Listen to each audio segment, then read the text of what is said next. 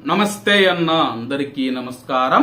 Kuwait లో ఉన్న ప్రజలు కుక్కలకు ఆహారం పెట్టవద్దని చెప్పి సూచించారు.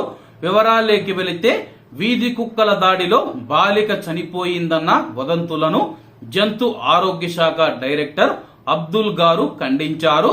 ఆ బాలిక చికిత్స తీసుకొని ఆ రోజే డిశ్చార్జ్ అయి వెళ్లిపోయిందని చెప్పి ఆ యొక్క బాలిక ఆరోగ్యంగా ఉన్నట్లు ఆయన తెలిపారు. గత 5 నెలల్లో దాదాపు 1600 నుంచి 1700 వీధి కుక్కలను సేకరించి వాటిని ఫాహిల్లోని షెల్టర్లో ఉంచామని చెప్పి, దీంతో వీధి కుక్కలకు ఆహారం ఇచ్చేవారు ఎవరైతే ఉన్నారో వీధి కుక్కలకు ఆహారం ఇవ్వడం మరియు ఆహారం అందించడానికి నిర్దిష్ట స్థలాలను కేటాయించడం మానుకోవాలని చెప్పి కువైట్ లో ఉన్న ప్రవాసులు మరియు పౌరులను ఆయన కోరారు.